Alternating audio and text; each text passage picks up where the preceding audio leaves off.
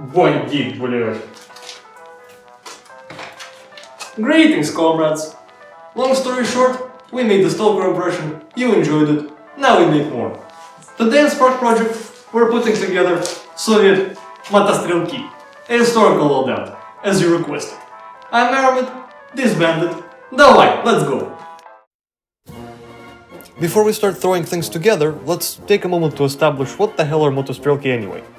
Judging by our title, you could probably tell that we're talking about Soviet motorized and/or mechanized infantry. The thing is that Soviet motorized infantry existed since the 1930s, while Motostrelki as a service branch exists since 1958 and technically is still present in at least the Russian armed forces. Throughout this time, a lot has changed in terms of gear and equipment, but the overall purpose remained the same. If you want to learn more about the organization and structure of such units, I will leave a few good sources down in the description as to not overstretch this video. But for our purposes, Motostrelki are the main infantry force of the Soviet army intended for conducting large-scale operations on the ground. Motor rifle units were mostly equipped with BTR and BMP variants as their mechanization element. To get the classic Motostrelki look, we will limit our impression to the 1970s, and base our loadout on actual uniform and gear guidelines, as well as photographs from the period. These references will be on our Boosty and Patreon pages for free. Let's start with underwear. We only have a set of cold weather underclothing, so we'll stick to it, but there was variation. For example, a similar summer version with lighter fabric, or even boxers and a tank top for warmer environments. Our set consists of a cotton shirt and trousers. Everything is on buttons. Since the Soviet army mostly relied on jackboots in this time period, we will also use portyanki. We have a detailed video on footwear as well as on portyanki. Make sure to check it out. The complete set of underclothing will look something like this.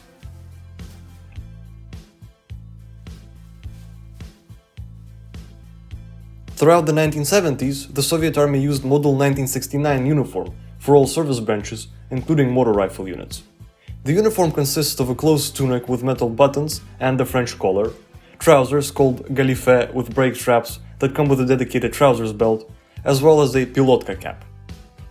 There is also a waist belt, but we'll talk about it in a bit. I should point out that although the trousers are similar to previous patterns, the tunic is significantly different from the popular gimnasterka shirt used during World War II and slightly after it. It is also different from the later Afghanka uniform. This is specifically the Model 1969 uniform for enlisted personnel. It is usually made from cotton fabric, with some versions using wool and synthetic additives. It has 2 slit pockets on the tunic and 2 on the trousers, as well as some more on the inside. The uniform does appear somewhat archaic in comparison to smaller Eastern Bloc armies, but that is understandable once you remember that the Soviet army was on average a 5 million strong conscript-based force of a country with 11 time zones and almost, if not all, climates there are.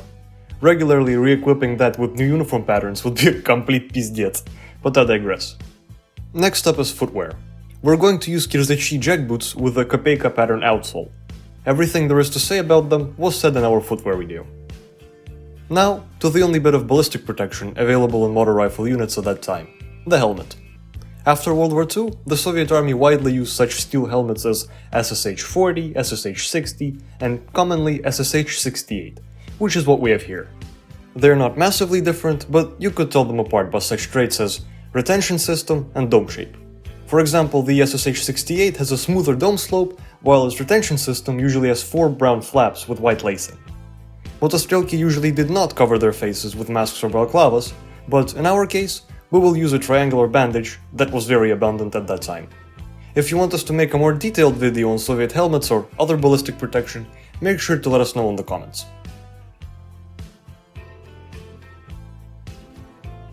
As I mentioned, the uniform is worn with a belt. It's adjustable in size and has a large brass clip buckle. There are several options when it comes to material. This specifically is coated canvas.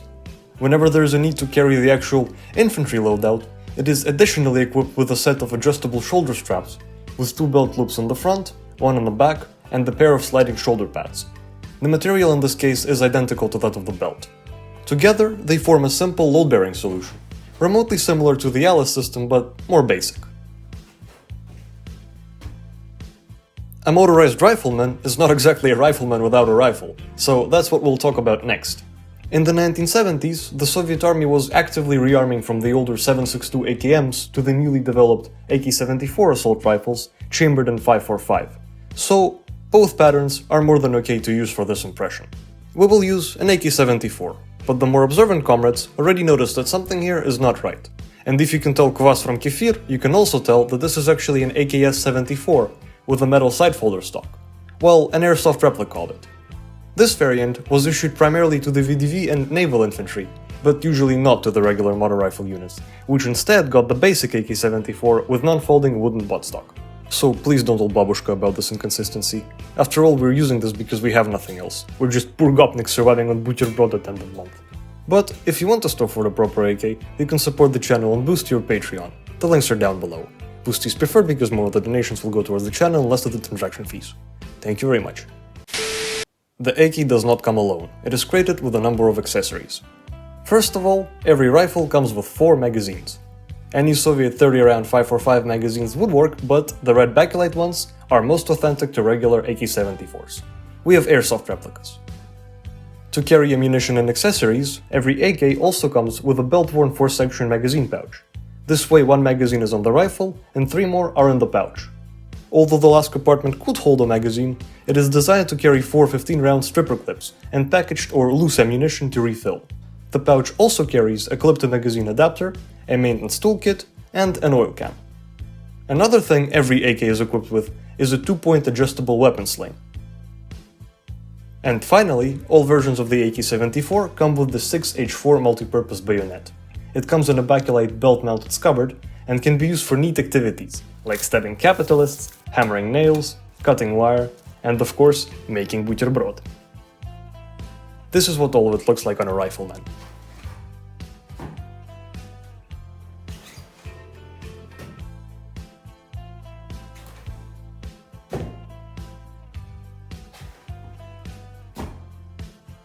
Next up is a 2-section belt-worn grenade pouch.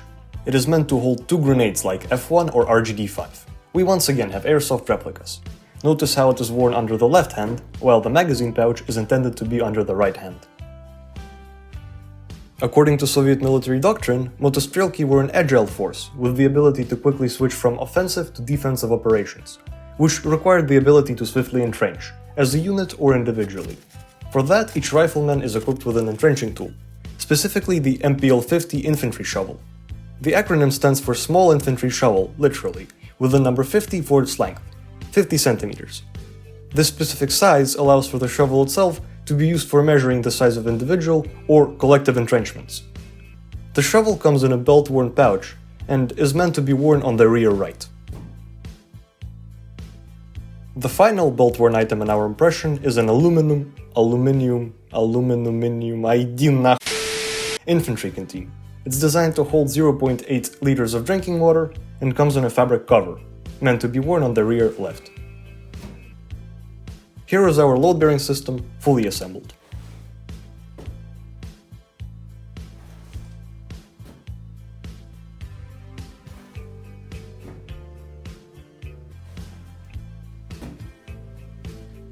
Since we're talking about the 1970s, we need to keep in mind that the Cold War was at its peak and the Soviet Army was paying a lot of attention to CBRN protective equipment.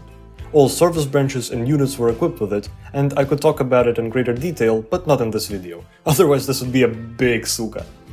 So, the bare minimum a motor rifleman would carry is a gas mask. Now, there are several options because there was variation, but the best bet would be a basic assembly of an RSH-4 gas mask kit. They were most common for regular infantry units. In fact, we already have a detailed video on it, and here is the recommendation. Every rifleman was also equipped with a so-called plashch-palatka. It is essentially a multi-purpose rain poncho. Individually, it can be used for concealment, cover, as a part of a sleeping system, or as a rain poncho, to protect from the elements. It can be adjusted to form a large hood, and it has an opening for the right hand to make using of weapons possible. Together with other plashch-palatkas, it can be used to construct group tents. When not actively used, it can be rolled up and attached to the load-bearing system from the back. For all the things that did not fit into the load-bearing equipment, there is the duffel bag. It usually contains the army mess kit with a metal spoon and an enamel cup, As well as that, there would usually be a spare set of underwear, a set of partyanki, personal hygiene items, a food ration perhaps, or other personal items. The duffel bag is worn above the shoulder straps and the gas mask bag. Also, whenever it is worn, the tent or the plush palatka is attached to the duffel bag straps instead of the shoulder straps. Another logical addition to the loadout is a flashlight.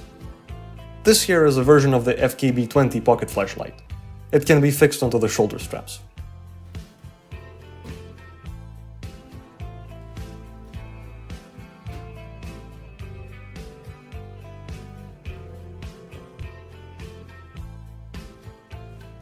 And just like that, the impression is complete.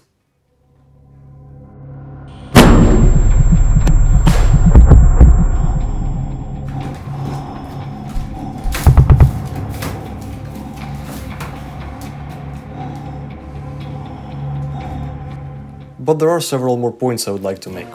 First of all, the impression isn't perfect. There was variation in some things depending on the unit, time frame, and location. Nevertheless, this is mostly true to the Statute of the Soviet Armed Forces.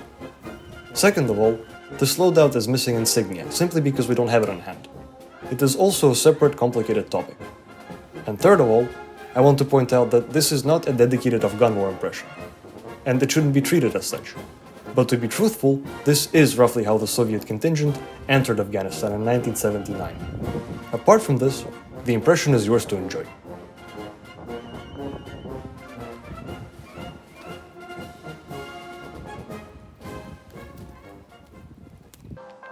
As always, comrades, hope you liked the video, hope the video was informative, and if you... Иди нахуй! If you have ideas for what we should do next, welcome to the comment section down below. See you in the next one. Давай!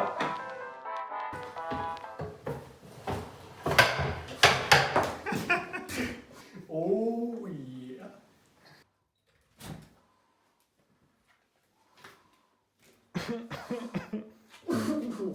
Иди нахуй!